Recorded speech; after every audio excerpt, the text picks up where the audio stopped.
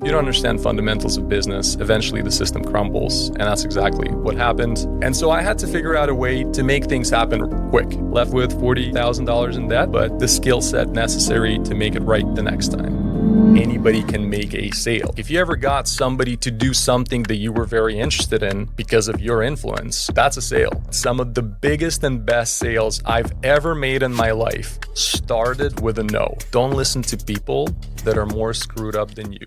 Hello, everyone. Welcome back to my channel. My name is Matan Azanov, and today we have an incredibly special guest, Alex Siplyarsky. Alex's story is one that many people can identify with. When he was very young, he's tried to start many businesses and failed quite miserably, putting himself in incredible debt of over $40,000 by the time he was 22. And Alex, being an introvert and someone who's not good at sales naturally, pulled himself out of that funk and built multi-million-dollar business, made himself into a multi-millionaire by training himself how to be an incredible sales leader. And I think today, anyone who's interested in starting a business, anyone who's interested in becoming a better salesperson has to listen to what Alex has to say and the insights he's gained from decades of training himself to be an exceptional sales leader. Alex, good to see you. Good to see you too. Pleasure being here. Take us back, man. How did you get into debt and how did you get out of it? So getting into debt was pretty easy. That's right. I was about 19 when I started my first proper business, so to speak, from scratch in sales.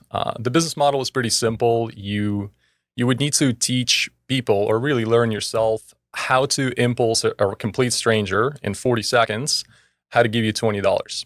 That was literally the business model. We did that outside of major retail stores. We sold crap. And you teach enough people to sell crap, and then ultimately you became a leader and then a manager. And I officially got my keys and ran my own office in Winnipeg, out of all places, where at my peak, I was overseeing over 30 sales guys. And we were generating pretty good profits until everything went bad. And when I moved back to Toronto, at some point, things were not looking good. And although sales were good, I didn't understand the fundamentals of business. And because of that, no matter how good you are at sales or even leadership, if you don't understand fundamentals of business, eventually the system crumbles. And that's exactly what happened. I started using my credit card and my line of credit at some point to pay people's salaries. And that's how the debt came about. And left happy with $40,000 in debt. But the skill set necessary to make it right the next time. So wait, you were selling like in the kiosk, like tchotchkes and whatever? Like what were you selling? Just honestly garbage. It was toys. We sold various car cleaning products, just anything. Like very much anything you can get your hands on from China. And that was it. There was no real value to people. It was just about learning how to impulse a person, a random stranger. That was the business. So I've known you since we were kids, basically, and you're not a natural salesperson. You're always a bit of an introverted type, right? Incredible athlete, by the way. Oh, thank you. How did you get into like 19? Most people go to university, go get a stupid BA degree or whatever. You didn't. You went right into sales. Like, why?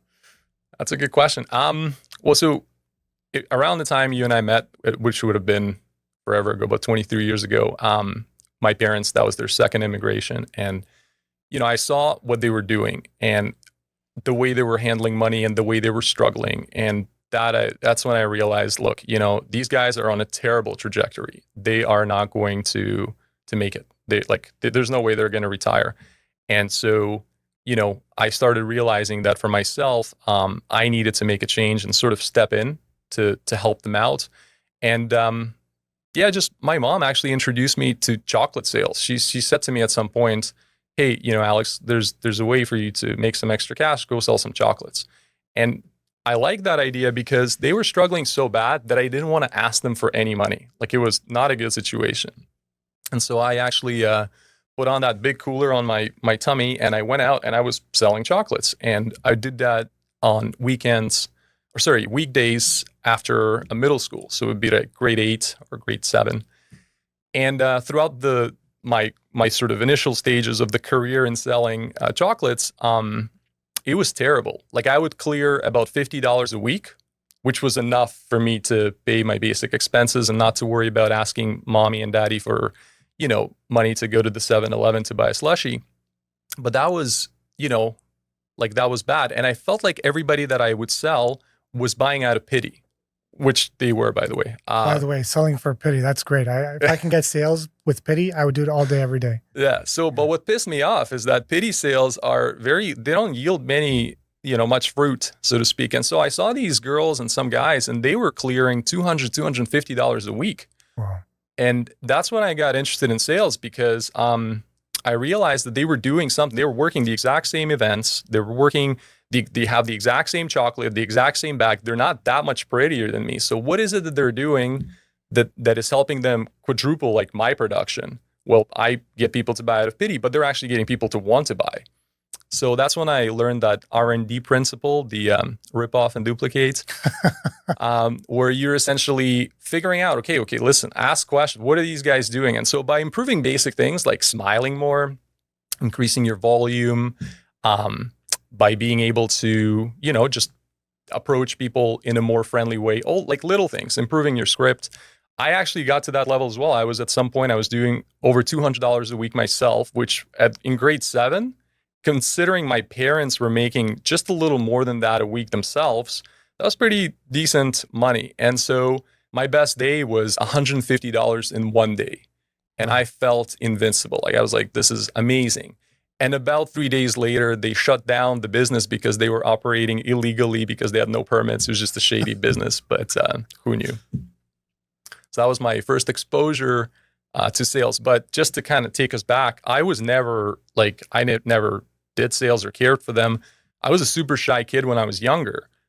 Maybe even now, some of those habits were like, if my parents would take me to friends or whoever's house, I would stand by the wall and physically pick at the wall until somebody would call me over because I just had no interest in speaking, or maybe I was too shy to speak. So everything that I learned from that, from my sales journey, came from the chocolates first and moved on to the other things that I started doing after. So you're 40,000 in debt. You're 22. I mean, a lot of people at 22 are similar debt, but that's because they get a degree, a useless degree most of the time. You did it through failing in a business, right? Yes. What happened next? What'd you do? So what happened next was pretty critical because just, like when you're drowning, you're in debt and you don't have a formal education, which Eastern European parents love when their child does not have formal education.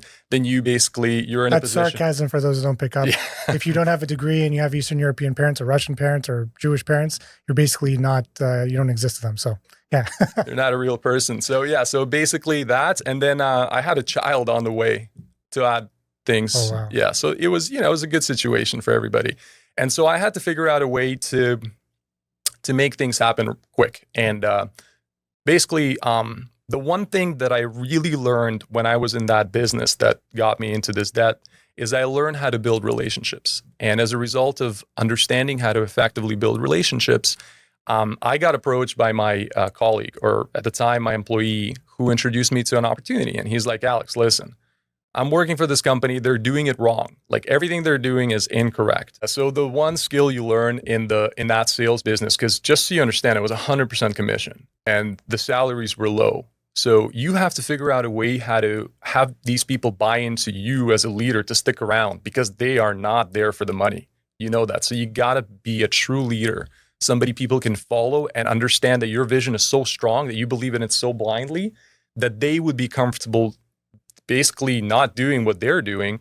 And as a result of that, there was one relationship that was built, and he approached me around the time where everything failed. And I did a few other things after, but he said, Alex, listen, I'm working for this company. They're terrible. They're doing everything wrong. And I think you and I can do it better. And just to give you context, at the time he approached me, he had other people or potentially, relatives he could have approached, but he came to me. And so as a result, we talked about it. It seemed like a great idea. And he was right. And that was 11 years ago, July. What was the business? So the business was in quality control. It was about selling equipment that helps people or helps manufacturing facilities test their materials before those materials go out into production. So before the building became a building, the metal that went into the building had to be tested, whether it was for tension or for hardness. So those are the machines that we would sell that do the tests, and we would sell them to these companies that will do their in-house testing, and we would basically broker the deals because we didn't produce the equipment. We would be able to connect the manufacturer to the end user and make the difference.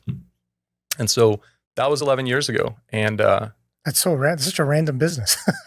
so left field. Considering what I've done before, considering that I have zero education in engineering or really any understanding of quality control, it was, because you got to understand, I went from selling chocolates, telemarketing windows and doors. I did collections for telemarketing collections for a known credit card. I sold diamonds, and then I went on to digital sales, digital product sales, and then this QA or QC project out of nowhere. And how were you able to assess that it was a good opportunity if you didn't really understand it? So honestly, I believe, I got to say, it's very difficult not to believe in luck or some like external forces. The timing couldn't have been better. And the person, my partner, whose name I will not mention here, but I love him. He is an incredible guy. He's so sharp and he understood things on a level. He also, he was never educated in business per se. He did some education, but he understood the game. And to me, seeing somebody who's never been educated in business, understanding the fundamentals, I was like, okay, this is the guy I want to work with because I can offer this set of skill and he can offer a complementary set of skill. And because we have different set of skills, I think they'll work together well, and gave it a chance. And here we are. That's amazing. So since then, you've made many, many millions of dollars in sales in this business. You've become very wealthy as a result of that. We're not going to mention your net worth, but I do have it for people who will pay me money. I'm joking, but you've become very wealthy from this business, and you started your own holding company, and you're involved in many different things now. So from that day one till today, what are some of the big lessons you learned in terms of building a business and all that? Yeah. So, where do you start? You learn fundamentally that a business, I would say the foundation of everything is sales, marketing, and business systems. Sales, marketing, business systems. If you're good at these three things, you will probably dominate every business. But you probably don't have the ability to be great at all three things. So you need some way to supplement for at least one or the other. So sales, they keep you going, because if you don't have sales and you're not qualified for any cool VC companies, then you got to figure it out. You basically have to fund your business through sales, which was where we were. Marketing, over time, marketing is what gets your brand trust developed, and it really helps your sales, right? Because it all feeds the other. And then the third thing is business systems. You have to understand how businesses work and the rhythms and habits needed on weekly, monthly, quarterly, annual basis to be able to truly scale your organization. Doesn't matter where you are, whether you are with a bunch of debts and a child on the way and no education. By understanding these three things, that's sort of what got us to where we are today and continue to grow in the right direction, we feel. Mm-hmm. So we can't mention specific numbers of the business because you're packaging it up for sale, hopefully, which I want to talk about. But you've surpassed tens of millions in sales. You have double-digit growth every year since you started, right? So you've done tremendously well just with this business. I know you're involved in other things as well. But I do want to focus in on your decision between you and your partner when to sell the business, because I know a lot of people in my line of work, whether it's VC backed or not, they come across a certain point where they have to decide, do I sell? Do I keep going with this? Right. Yeah, it's a tough question, right? Because see, the thing is, if your business is in line with your core skills and it sort of feeds your purpose, selling a business is difficult. It'll be painful, right? Because it's your baby. You built it, you took the time, and although it's making all sorts of money and you know that on exit, you'll be able to make all sorts of more money, you lose purpose to an extent, right? So you're selling the one thing that kept you up and running and super, super focused and busy and right purpose, right? And so, but at the same time, you're kind of thinking ahead. You're thinking, okay, well, let's think about it this way. If I sell this business, is there anything else that I can then immediately jump on wholeheartedly that will help me to regain that back? And so that's where it is, right? Like we're open to the sale, but we don't need the sale. We're happy to, we're doing everything to make it happen, but we don't, like if it doesn't happen, we'll still be happy because we're doing what we love. Hmm. That's fascinating. Every single entrepreneur, startup founder, innovative company or not, whether they're going to get backed by a VC or not, they have to learn sales. It's such a critical skill to have. It's something that I need to improve on, something that I work on a little bit. Even if you have money to invest, you have to go sell the entrepreneur to take your money if they're the hot, startup on the street. So I have a lot to learn from you just on that front alone. Do you have like a sales philosophy or guiding sales principles you have? Yeah. So I would say everybody, even if they don't tell you, they have some type of a philosophy in sales. And that's when the reason you know that is because their decisions, their language, their body, everything, it speaks my philosophy when I'm trying to make a sale to another person. So mine is, it's the GRAC or the GRAC principle. And in simple terms, G stands for give value first. You got to understand that anytime there's a transaction, your job is to give as much as you can. Bring real value to somebody before you could even consider asking them for anything in return. So giving value first it's that the concept of, if you want the fireplace to give you heat, you got to put the wood first. It's not going to be the other way around. So that's G. R stands for resilience. In sales, there's just no way around it. You're going to get hit. You're going to get hit with no's. You're going to get hit with challenges. Sometimes you're going to get hit with no's and challenges. And some days are truly terrible days. But you got to learn how to build that resilience and stand up, get up, pivot if needed. The industry failed. Okay, well, let's figure this out. COVID hit. Okay, let's figure this out. And actually, a couple of entrepreneurs on your podcast, they did a fantastic job pivoting. That is, to me, the best indication of resilience, when you could take a crap situation and make it even better after a crisis while everybody else is screaming and crying and failing. The third thing is accountability. If nothing else, you're a starting entrepreneur, you got your product, you want to share it with the world. The only thing you got is, your ability to follow through on what you said you would. If somebody doesn't know you, you have an amazing product that's probably going to change their life for the better. You told them you're going to call them at 10:30. You better be calling them at 10:29. So at 10:30, the phone rings. You told them you're going to send them a quote by that day. That means you need to miss a date so that with your whatever, your girlfriend, your wife, that's what you do. You miss a date, because in the beginning, accountability is how you build brand name for yourself. And that's how large organizations eventually scale to a point of an unstoppable reputation, or what you call a brand trust. And then, it starts there. And then the last thing would be the C, which is the continued growth or learning along the way. When you start, you're just excited. You're like, hey, I got this product. I'm going to share it with the world, but you don't know things. Like you don't have any skills, or maybe your skills are weak. You got to improve them. So continued growth is very important. So those four core principles, they sort of, this is what we talk about with our sales team. That's what I've always trained people on. And this is how you build the foundation of the right mindset, so to speak, to successfully push whatever product or service to the people that need it. Did you come up with that? Yep. Well, I can't say that I didn't take it from other books, but it is ours. We didn't trademark it, but everybody's welcome to use it. As of right now. The internet knows. Trademarked by Matan. If you want to use it, I'll charge you a very low fee. Thank you. For that. Thank you. That's very kind of you. So a lot of people will tell me, they're not natural salespeople. Yeah. They feel that they don't have the skill set. They're not outgoing. Whatever the thing is, they can't handle rejection well. Do you think that the sales skill set can be learned by basically anyone, or is there kind of like a naturally excellent salesperson, and let's just hire someone like that and let them figure it out? So, yeah, that's a good question. So first and foremost, I will start by saying that anybody can make a sale, right? Like if you ever got somebody to do something that you were very interested in because of your influence, that's a sale. You've just created a scenario where you sold an idea or a product or a service.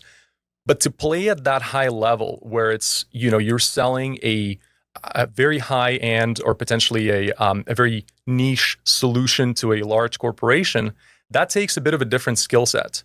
So although technically anybody can learn that skill set, right? It's kind of like comparing, little league to AAA hockey. Like you can, move around, you can skate on ice, you can shoot the puck, but you're not gonna be competing in World Series or whatever, right? So I would say that work to your skills or to your core, to your core skills. If you're happy, if you love sales, you will naturally want to get better and learn.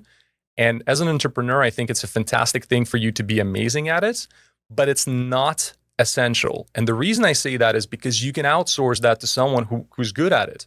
And so by you teaching them, by you sharing that excitement and giving them a structure or a framework where they can utilize their biggest skills to make those sales for you, that's kind of how you leverage someone else's skill to meet your needs. Right. But startup founders, they need to sell all the time, whether it's the product, right? They need to sell employees to join, they need to sell investors. Yep. And a lot of times they can't outsource that. A great entrepreneur, even if they're not going to appoint themselves as the head of sales or whatever, they still have to sell the head of sales to join their company for below market value, right? Yep. Right. So those people, can they learn the skill set, or is there some people hopeless? Yeah. So, look, I'm guiding you towards the answer that agrees with me, obviously. Optimistically speaking, I would say anybody can learn enough skills to get one person to do the right thing. And I have very amazing examples of where preparation is a thing, where you lack in skill, your preparation will make up for it. Mm-hmm. If you prepare for 3 hours straight for a single conversation with an individual, and it is well executed, it's practiced well with somebody who knows what they're doing in the field, it is likely that when you come into that conversation, your confidence will just exude. Like you will be so sold on it yourself that you're literally selling your emotion to that person. So I believe it is possible. Is it something that everybody will do? Like, let's be real here. Unlikely. But it is, in my heart, possible. Right. So let's take someone that is interested in learning this skill set. Okay. They're a beginner, they're novice, they're either young or they're just starting their first business. Where do they start? Good question. So for the beginner people that are learning the foundational skills of sales, right? The entrepreneurs, they're like, hey, look, I got this amazing product, but I would start with confidence. That would be probably my number one, because I often asked entrepreneurs or even the sales staff that I trained, I always ask the same question. It's like, hey guys, what are we selling today? And the answer is, well, we're selling this quality control piece, or we're selling the service, or we're selling crap off the table. And the answer is no, that's not what you're selling. You're selling yourself. Because before the person gives you a chance to talk about the crap on your table, they need to like you enough to be able to give you that opportunity. So you're always selling yourself. And if your confidence is absolute garbage, people will feel that. And essentially, by feeding your confidence, by improving your skills, you're improving that thing that emits to the person that you're dealing with. That's what you're doing. That's honestly what sales is. It's about, if you're not, at least looking at like you're confident enough. Do you know what you're talking about? That a person's like, man, this person knows what they're talking about. Meanwhile, you're like, I've never touched this product. I have no idea what it is. I always talk like I know what I'm talking about with so much confidence. But that's right. People don't question you if you're confident. Correct. That's great. Someone gave me this advice. I read it on the internet somewhere, I think. Don't go on the internet, but when you venture out, sometimes you find nuggets of information that are useful. And they said, like, I used to do this before going to do interviews for a job or whatever. And they say, just like spread yourself out like big, get this kind of feeling, this adrenaline where you're big, right? Because that gets your mind thinking a certain way, your blood flowing in a certain way, that you present yourself as more confident when you actually sit down in front of someone where the power dynamics are so skewed. Yeah. Is that like the kind of, like, how do you build confidence? Imagine take a person, like, what do you recommend? That's just like a tiny example, but what would you tell one of the people you're training to build confidence before they go out and do a sale? That's a good one. Yeah. So I'll tell you what I do, right? Everybody does it differently. Well, for building confidence, one of the things that I like is I do like self-talk, right? You straight up, you talk to yourself anyways, you just don't know about it. But if you talk positive about yourself, that will help. So I have my morning routine where I'll say nice things about myself, and my wife till this day will make fun of me for it. You say it out loud? I do. And you're the best. Yes. And I say it in the bathroom, so it's like extra echoey, so Yeah, so that's a helpful thing because you got to remind yourself, you had a tough day and your mind is like, oh, you suck. This is not for you. But man, sometimes you can't. Like, you don't have the opportunity to suck. You just don't have it. You have to make things happen. So you got to re-switch the script in your mind to do that. Working out is a thing. I know, there's been studies on that. Both males and females, that when you work out and you feel good about your body, that shows. Even if your body is not where you want it to be, that still shows. When you're confident, because you're like, hey, listen, I put in the hours in the gym. I deserve people to feel the way I feel. And it's a thing. It works. Preparation. When you don't know something, taking that extra time, that's a recurring theme in sales. The people that better prepare for a phone call, the people that better structure their day, their week, their month, etc., they will do better.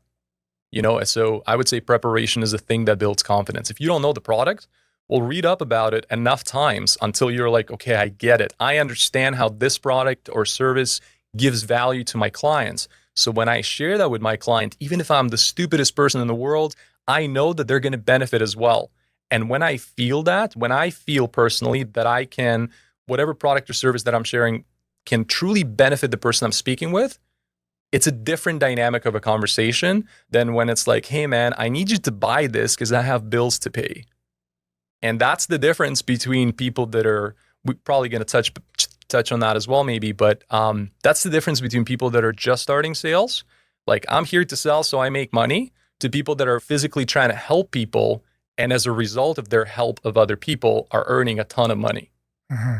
So the way to frame it is the consequence of someone that's adding value is sales rather than I'm doing sales and therefore the consequence of that is helping people. Yeah. Something along those lines. Yeah. I mean, Zig Ziglar said it best, if you help enough people get what they want, you will get everything you want.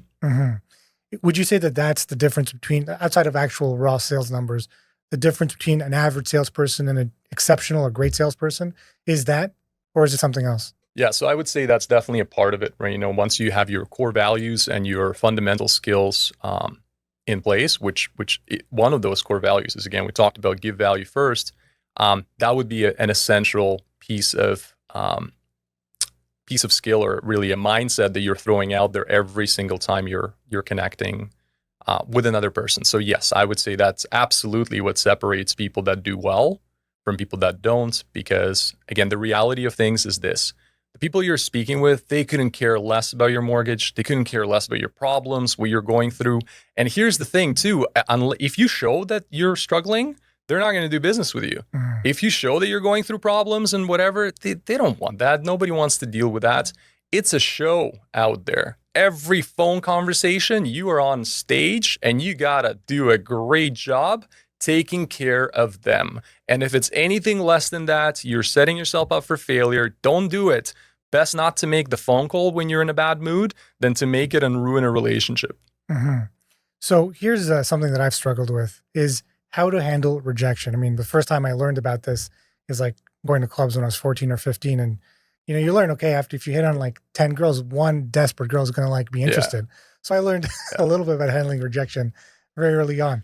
But in sales, okay, you have to make so many calls to maybe get one person interested. That could really hurt your self-confidence, your self-esteem. It could just make you want to give up at some point. How do you handle the rejection? Even if you're successful, you have a lot of rejection. That's the thing. Yeah. So that's a great question. So it sucks. Rejection sucks. There's no person in the world that will tell you, you know what, I'm completely immune. I don't believe them. I think that, it starts off by the mindset, right? If I'm reaching out to you and my true goal is to help you get a product that's going to make you millions or change a life or help your whatever situation. And I know that, and I'm convinced that I'm here for you. When you reject me, it's like, well, bro, I've given I'm just trying to help you, and you reject me, then it's not me, right? So then you stop going from this is personal to I've done my best, I've gave as much value as I could, and this is just not the right client. That's how it starts. And then eventually when you start seeing money, cool things happen. So I'll give you an example. Tracking is fun. So if you're making $1,000 a week in sales, right? And you know that to do that, you had to make 100 phone calls, right? So then you know that for every phone call you make, you're earning $10, right? Like it's not proper math. Yeah. Yeah, but it's this what it is. So let's say you have a situation where you call the person and they tell you not nice things. Well, listen, at the end of the day, you can be upset and talk to your, to your spouse about it. And can you believe that you can do all those things?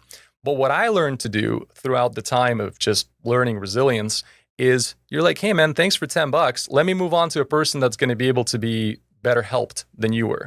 So it now becomes, hey, I just made $10 anyways. Who cares? Let's move on to the next person. The way I deal with rejections, that anyone that rejects me for anything, I assume they're rejecting me because they're an anti-Semite. So I was like, okay, well, I don't even want to do business with this guy because he doesn't like Jews. So that's the way I deal with it. Yeah. Happens to be true in my case, So. Okay. Because nobody would reject me unless it's that reason, That's awesome. What do you think about that? Is that a good strategy? Yeah, I mean, it's a strategy. Yeah, but I would say absolutely learn how to reframe your mind. And listen, here's the thing with sales, like talking about resilience. Somebody taught me this like a very long time ago, and so I don't break the microphone. But the first thing that happens when you do sales, you're going in a straight line and somebody smacks you out and you're off your path. And when you're starting out, you're just like young and it hurt my feelings. And so you're here and it takes forever to like get back and back on track. And then again, next thing you know, boom, slap. But funny thing happens is that next time somebody smacks you, you're not all the way in the dumps like you were before. It's a little less and a little less. And then this happens over time. They smack you and you just, I don't care. And that's really sales in a nutshell when it comes to resilience. Right. So all my training as a teenager getting rejected by all the people in the discotheques, so it paid off a little bit. Yes, I think so. That's a tough one, by the way, because those are actually personal rejections. Oh yeah, no, they're rejecting me personally as a human being. Yeah, those are painful. So here's not a controversial thing, but it's an open debate, and certainly in a startup land with VCs and all that, which is cold calling. Does it work? Should people even be doing cold calling? Or do we focus more on like inbound, like doing good digital marketing, that type of thing? Or is it just appropriate to pick up the phone and call your customers, potential customers?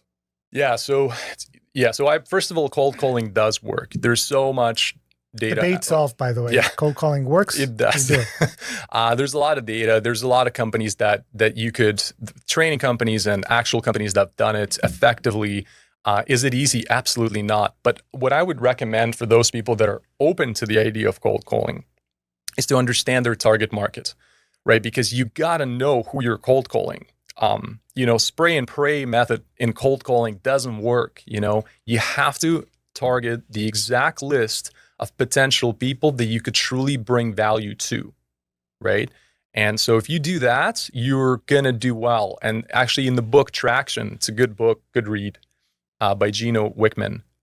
He suggests that when you make a list of the businesses that are actually going to be able to benefit from your value, you will probably close a great majority of that list because they're your ideal target market. And it doesn't matter how you reach out to them over time, they're going to understand that you're there for them. So, So here's another, I guess, a little bit, not controversial, but open for debate. Again, also learned from my time in being a teenager. That's a theme today, I guess, for some reason, which is a no an invitation to try harder, or is a no a no?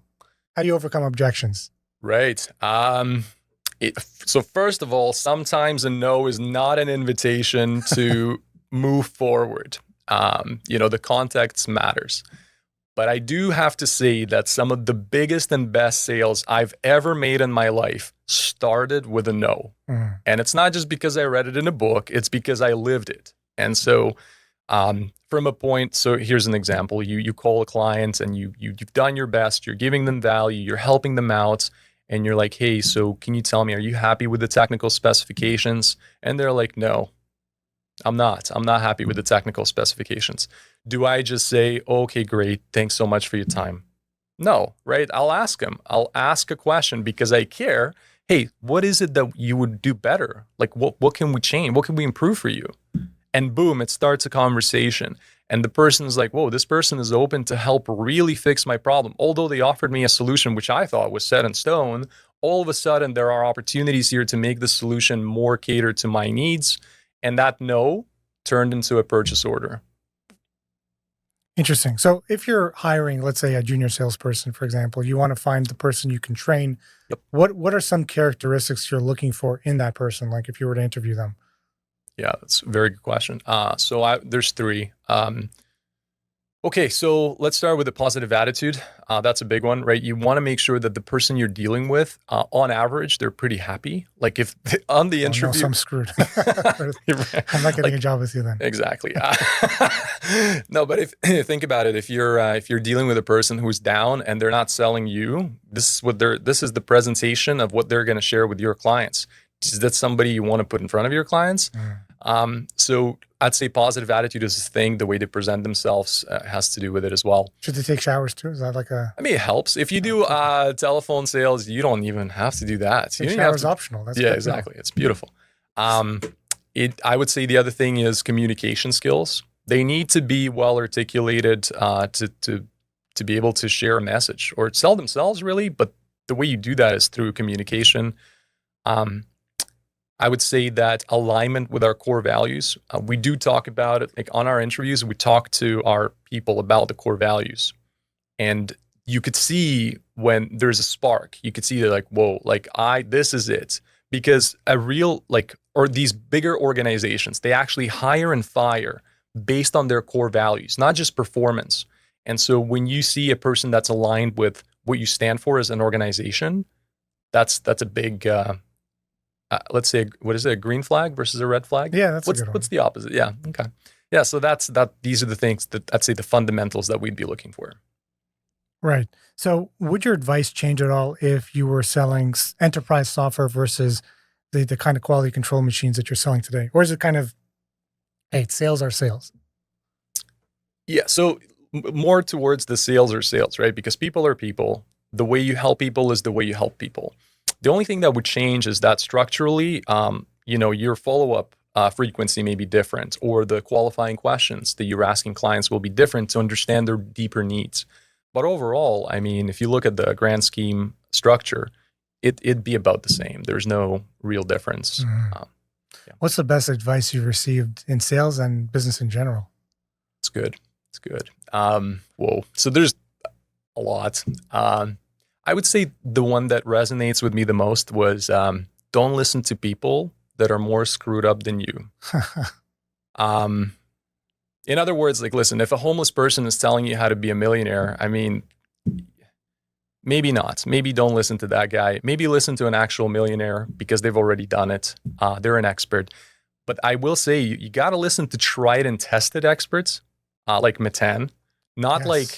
That's an endorsement, by the way. He's endorsing me for everything, always and forever. Yeah, and I will say, like, as an example, when Matan and I, we would connect quarterly, and I would ask him business-related questions, and the things that you shared with me were so frigging valuable that when integrating them into my day-to-day, into my business, those double digits wouldn't happen without you. That's all I have to say to that. Do I get a piece of the action? I'll send you. He's just in the civil court case. So essentially, you got to listen to experts, because if you listen to, and I will say this too, because parents are a thing, right? Like, parents, they want the best for you, but they're not like, I remember a very funny moment when my mom, she was telling me about, like, wealth and what my path in life should be towards wealth. And I just read a book where it talked about how you probably don't want to listen to people that are poor on how to teach you how to be wealthy. And I may or may not have said, hey, Mom, like, you're poor. Why are you teaching me about wealth? It may or may not have not gone well. And I don't recommend it. But don't recommend speaking to your mom about wealth, or about her being poor and teaching you about wealth. Like, she's obviously, parents have the best intentions for you. So listen to them. I mean, look, at the end of the day, you're a human being. You're going to have to take all this information, whatnot, but maybe cross-reference what they said with a person that actually made millions and see if the stars align. Right. Maybe that's what you should do. There's this proliferation of life coaches. Okay. Invariably, every single life coach I know, has no offense to those that I may know or not. Okay. If you think I'm talking about you, I'm not talking about you. Okay. You're the best. But every life coach I know has a screwed up life where they don't have their life together.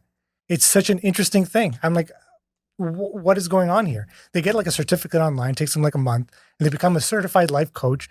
And like, I don't get it, man. Anyways, that's just on the theme that you were saying. Yep. Except for you. I know you're a life coach and we're friends and we know each other. I'm not talking about you. Everybody else. Yeah. Oh, that's a tough one, right? Because it's funny. I was listening to a podcast and I was talking to these guys, and they were about my age, and they wore the watches that I dreamt about looking at, not even buying. Just like, hey, can I look at that watch? Like it'll mean a lot if I can look at it. And they're wearing them, and they're all sorts of cool. And then you talk to them about their personal lives, and they're not married. They're not interested in relationships. They don't have children. They have zero interest in prolonging their, them. And so it's painful. And so I talked to my wife. I had this sort of discussion where I'm like, look, these guys are doing so well financially. What they're talking about is you literally need to earn over $1 million a month in take home income to be able to sustain the lifestyle that they're referring to. Mm-hmm. And she's like, well, but are they happy? Like, are they truly, can they be proud of the kids that they raised? Can they be proud of the relationships that they have with their significant other? Are they givers to the community? Is that is their life more than just the money that they earn? And I was like, whoa, that's a good point. So, right. It's 90% money, 10% the other stuff, right? 95%. You're right. 95%. Yeah. Money, Yeah. 5% the other stuff. Thankfully, you corrected it. Yeah. So do you have any advice for struggling entrepreneurs? I know a lot of people today that they're struggling because their business isn't doing well. They can't raise capital. They're in debt like you were many years ago. What advice do you have for them? Yeah. So, well, let's start with the basics. A day at a time. That would be number one advice. None of this happens overnight. And I don't want to give time frames either, because some people do it relatively quickly and some people don't, but a day at a time. The second thing is, remember that you're bringing real value. If your product and service is out there, you've done something that, look at the stats, you're in the top 10th percentile of the world's population already, minus the wealth. That's coming. You just got to understand that you created a gift, you developed a gift that people need to be able to benefit from. It is your job to share that gift in the way that best helps those people. And if you get that, there is no stopping you, and you will do well. And I've been there personally. There's people that have had a way worse story than me, and they've pulled through, and so will you. That's beautiful, beautiful advice and wisdom. The most important question I'm going to ask you today: should we invest all our net worth into crypto? This is financial advice, by the way. So okay. You are going to be legally liable for anybody losing their money.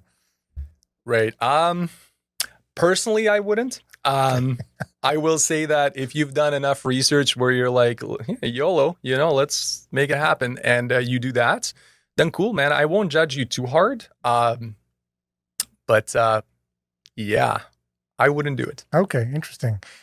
Last question here. Do you have any books, resources, courses you would recommend an entrepreneur looking to build a business, or someone that wants to improve their sales acumen? Yeah, that's good. So I would say, as I mentioned earlier, the book Traction. For anybody in business, I think that's a fundamental book, because remember, being an entrepreneur is not just, creating a product. It is about marketing it, selling it, creating an operation system to deliver it effectively. A customer, it's a structure. So the book Traction does a fantastic job teaching you that structure. If you haven't learned it yet, learn it, because if you're looking to be at that level where you're truly not caring for what people think of you because financially they don't matter in your life, then read that book. Who's the author?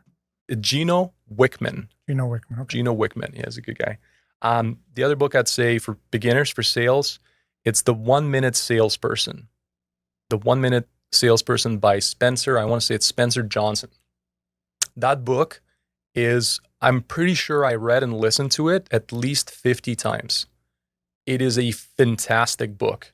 It will help you as you're learning, as you're on your journey from sales. If you're looking for like a seminar or course, just listen to that book and take notes. That will put you on the right path.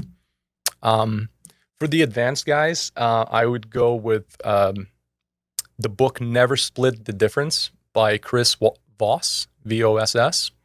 Never Split the Difference. That's a fantastic book. He's an FBI negotiator. Like he negotiates in the most critical time-sensitive points, period. And some of the stuff he shares is so valuable. I use it every day. I would strongly recommend that book as well. So those probably be my top books. One more I'll throw in as value add. I would say Brian Tracy. You're learning basics of sales. Brian Tracy is the sweetest, nicest, easiest to understand person when it comes to learning fundamentals of sales. And I think with him, even if you're like legitimately, you feel like you're stupid, you've never done this, or you don't believe in yourself, when you listen to Brian Tracy, that will change. And he has like a podcast or something? He's got a podcast. Yeah, he's got books. I would listen to his YouTube videos on fundamentals of sales. Mm-hmm. It's all free. Like right now it's free. Before, 50 years ago it wasn't, but now it is. So, wow, that's some great advice. I learned a tremendous amount about sales. It's this type of information you have to pay a lot of money for usually, but we're giving it away for free. How great is that? Okay. Thank you, Alex, so much for joining me today. My pleasure.